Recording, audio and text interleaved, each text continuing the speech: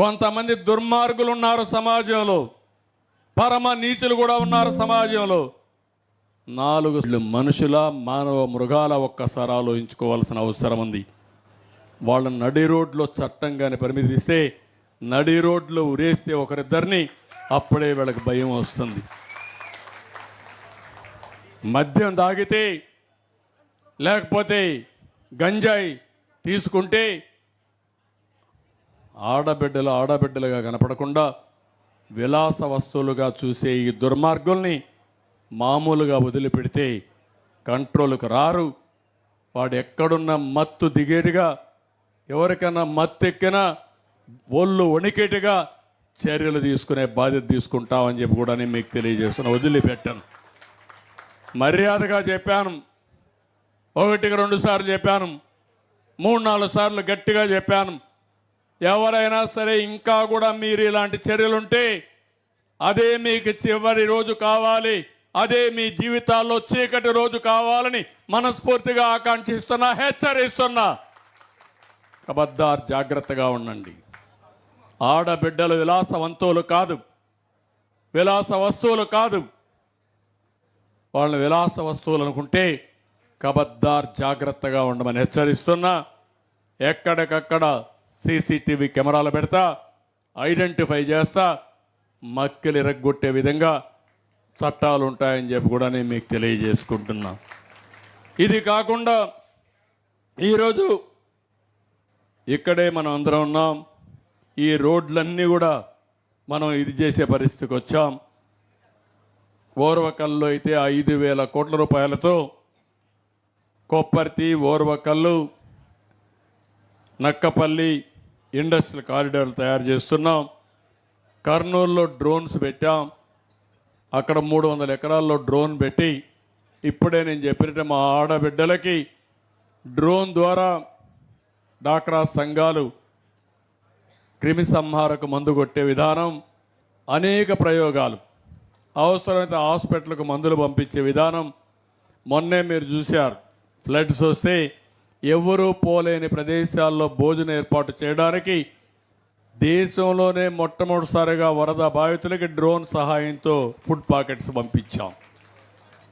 రేపు రాబోయే రోజుల్లో విశాఖపట్నం నుంచి మీ ఊరికి మందు కావాలంటే, మెడిసిన్ కావాలంటే ప్రోగ్రామ్ చేస్తే నేరుగా మీ ఇంటి పైనే తీసుకొచ్చి ఇచ్చే పరిస్థితి వస్తుంది. ఆ రోజు ఎంతో దూరంలో లేదు. అలాంటి నూతనమైనటువంటి ఇలాంటి టెక్నాలజీతో ముందుకు పోవాలని చెప్పి ఆలోచిస్తున్నాం. ఇది కూడా చేస్తాం. పేదలందరికీ 5 ఏళ్లలో ఇళ్ళు కట్టిస్తాం. పట్టణ ప్రాంతాల్లో 2 సెంట్లు ఇస్తాం. గ్రామీణ ప్రాంతాల్లో 3 సెంట్లు ఇస్తాం. ప్రతి ఒక్కరికి ఇళ్ళు కట్టించే బాధ్యత, ఇంటి జాగా ఇచ్చే బాధ్యత ఎన్డీఏ ప్రభుత్వం తీసుకుంటామని కూడా మీకు హామీ ఇస్తున్నాను. ఇవన్నీ చేసి 4 నెలల్లోనే గాడిదెప్పిన పరిపాలన ఘాట్లో పెట్టాం. ఇంకా చాలా చేయాలి.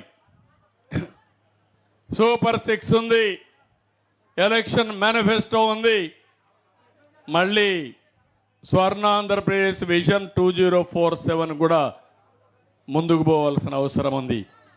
ఇవన్నీ అంచెల వారీగా ఇవన్నీ కూడా పూర్తి చేసే బాధ్యత తీసుకుంటాం. తప్పకుండా చేస్తామని చెప్పి తెలియజేసుకుంటూ, ఇప్పుడు మా సెక్రటరీని, మంత్రిని ఒకటే కోరుతున్నా, సంక్రాంతి సమయంలో నేను డ్రోన్లు పంపిస్తా అన్ని రోడ్ల మీద. అప్పటికి పూర్తి కాకపోతే మీ కాంట్రాక్టర్ని వదిలిపెట్టాను. ఎట్టి పరిస్థితుల్లో అందరికీ ఒకటే చెప్పండి, ఇది ముఖ్యమంత్రిగా నా ఆదేశం. జనవరికి ఎవరైనా బయట నుంచి వస్తే గర్వపడే విధంగా ఇది నా రాష్ట్రం అని రాష్ట్రాన్ని అభినందించే పరిస్థితి తీసుకురావాలంటే ఎక్కడి నుంచి వచ్చినా, ఏ ఎయిర్పోర్ట్కి వచ్చినా, ఏ రైల్వే స్టేషన్కి వచ్చినా నేరుగా వాళ్ళ ఇంటికి పోతే ఎక్కడ గుంతలు లేని రోడ్డు ఉండాలి. ఎక్కడ కూడా 4వ గేర్లో 5వ గేర్లో పోవాలి తప్ప ఫస్ట్ గేర్కి సెకండ్ గేర్కి రాకూడదు. అది రాకుండా ఉండాలంటే ఏం చేయాలి? మీరు ఎక్కడ గుంతలు ఉండకూడదు. అది చేయాలి. దాన్ని ముందుగానే మిమ్మల్ని అందరినీ ఇన్స్పెక్ట్ చేయాలంటే నాకు ఒకటే మార్గం, డ్రోన్స్ పంపించి రోడ్లన్నీ ఇన్స్పెక్ట్ చేసి ఆ రోడ్ల రిపోర్ట్లు మీ ముందర పెడతాం. కాబట్టి మీరు కూడా సాక్షులు. ఈ గ్రామంలో ఏదైతే వెన్నెలపాలెంలో ఈరోజు చేసిన కార్యక్రమం, ఒక దుర్మార్గుడు చేసిపోయిన గుంతలు తవ్వాడు, పడతా ఉంటే చూస్తూ ఆనందపడ్డాడు. గుంతలు ఎక్కడికక్కడ పెరిగిపోయినాయి, అవన్నీ పొడుద్దాం. సంకల్పం ఉంటే ఏదైనా సాధ్యం. ఆ దృఢ సంకల్పంతో ఈ ప్రభుత్వం మీ ముందుకు వస్తూ ఉంది. నిండు మనసుతో ఆశీర్వదించమని మరొక్కసారి అందరినీ కోరుకుంటూ, ఈ కార్యక్రమానికి వచ్చిన మిమ్మల్ని అందరినీ మనస్ఫూర్తిగా అభినందిస్తూ అందరికీ నమస్కారాలు.